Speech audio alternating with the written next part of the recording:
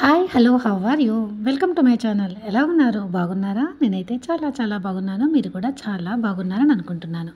ఈరోజు నేను తమలపాకులతో రసం చేసి చూపిస్తున్నానండి. చాలా వెరైటీగా ఉంటుంది.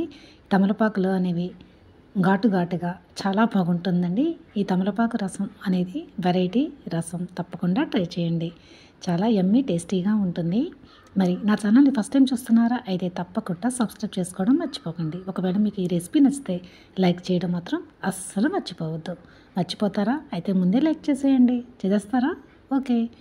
ఇప్పుడు రెసిపీలోకి వెళ్ళిపోదాం. ఇక్కడ నేను తమలపాకులను ఒక డజన్ దాకా తీసుకున్నానండి. తమలపాకులు అనేవి చాలా ముదరగా ఉండకూడదండి. కొంచెం లేతగా ఉన్న తమలపాకులని తీసుకోండి. వాటిని శుభ్రంగా కడుక్కొని ఈ విధంగా మనము తొడాలని మనం తీసేసేయాలండి. తొడాలను తీసి తమలపాకులను అనేది మనం తీసుకోవాలి. లేతగా ఉన్న తమలపాకులను మాత్రమే మీరు తీసుకోండి. ఈ విధంగా తమలపాకుల రసం ట్రై చేయండి, చాలా బాగుంటుంది. ఇప్పుడు తొడాలన్నీ తీసేసానండి తమలపాకులకి. ఇప్పుడు నేను ఒక మిక్సీ జార్ తీసుకొని మనము తొడాలు తీసుకున్న తమలపాకుల్ని దాంట్లో మనం పెట్టుకున్నాము. తర్వాత ఒక చిన్న సైజు నిమ్మకాయ సైజు అంతా చింతపండు అనేది వేసుకోవాలి. తర్వాత సోంపు ఉంటుంది కదా, ఆ సోంపును 1 టీ స్పూన్ దాకా వేసుకోండి. సోంపు మాత్రం మర్చిపోకండి. తర్వాత దీనిని మెత్తగా గ్రైండ్ చేసుకోవాలి. సహజంగా వాటర్ అనేది అవసరం లేదు. ఒకవేళ మీకు మిక్సీ జార్లో నలగకపోతే అప్పుడు మీరు కొంచెంగా వాటర్ మాత్రం పోసుకొని మీరు ఈ విధంగా పేస్ట్ కింద తయారు చేసుకొని పక్కన పెట్టుకోండి. తర్వాత స్టవ్ వెలిగించి గిన్నె పెట్టి దాంట్లో నేను ఒక 2 గ్లాసులు వాటర్ అనేది పోసానండి. తర్వాత టేస్ట్ ప్రకారం సాల్ట్ అనేది వేసుకోవాలి. తర్వాత పసుపును అనేది 1 స్పూన్ దాకా మనం వేసుకోవాలి. తర్వాత ఒక చిటికెడు మెంతులను వేసుకోండి. మెంతులు మాత్రం ఎక్కువ వేసుకోకండి, చేదు అనేది వచ్చేస్తుంది, అందుకని చెప్పేసి. తర్వాత ధనియాల పౌడర్ను ఒక 1/2 టీ స్పూన్ వేసుకోండి. తర్వాత జీలకర్ర పొడిని ఒక 1/2 టీ స్పూన్ దాకా వేసుకోండి. తర్వాత వీటినన్నింటినీ బాగా కలిపేసుకోవాలండి. మనము తీసుకున్న ఒక డజన్ తమలపాకులకి ఒక 2 గ్లాస్ వాటర్ అయితే సరిపోతుంది. ఎక్కువ వాటర్ అనేది అవసరం లేదు.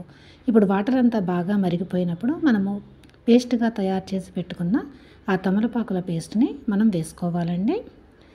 తర్వాత తమలపాకుల పేస్ట్ వేసిన తర్వాత కలర్ అనేది చూడండి చక్కగా మారిపోయి గ్రీన్ కలర్లో వచ్చింది.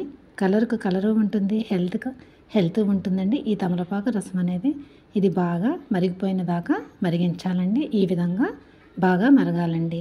బాగా మరగకపోతే పచ్చివాసన అనేది ఉంటుంది. బాగా మరిగించిన తర్వాత దాన్ని పక్కన పెట్టేసుకుందాం. తర్వాత తాలింపు కోసం నేను ఒక ప్యాన్ పెట్టి దాంట్లో ఒక 2 టీ స్పూన్స్ అనేది ఆయిల్ వేసి 1 టీ స్పూన్ అనేది ఉడద్దాలు, 1 టీ స్పూన్ అనేది ఆవాలు, 1 టీ స్పూను జీలకర్ర అనేది మనం వేసుకోవాలండి. తాలింపుకి మనకు కావాల్సినవి ఇవే కదండి, మినప్పప్పు, ఆవాలు, జీలకర్ర, ఈ మూడింటిని వేసుకొని ఒక ఎండు మిరపకాయని సన్నగా కట్ చేసి వేసుకుంటే బాగుంటుంది. తర్వాత వీటినన్నింటినీ బాగా కలిపేయాలండి. ఈ తాలింపు వేస్తున్నప్పుడు స్టవ్ను మాత్రం సిమ్లోనే పెట్టుకోండి. ఇప్పుడు తాలింపు అంతా బాగా వేగనిచ్చాలి. వేగిన తర్వాత అప్పుడు మనము హింగ్ ఉంటుంది కదా, ఆ హింగ్ అనేది ఒక 1/2 టీ స్పూన్ అనేది వేసుకోవాలి. హింగ్ వేసుకుంటేనే ఈ తమలపాకు రసానికి మంచి రుచి అనేది బాగుంటుంది. తర్వాత కరివేపాకులు కొంచెం వేసుకుని స్టవ్ అనేది ఆఫ్ చేసేయాలండి. ఎందుకంటే ఆ వేడికి కరివేపాకు అనేది బాగా వేగిపోతుంది, అందుకని చెప్పేసి. ఈ విధంగా మనం తాలింపు అనేది వేసుకున్న తర్వాత మనం తయారు చేసి పెట్టుకున్న ఈ తమలపాకు రసాన్ని ఒక బౌల్లోనికి తీసుకుందాము.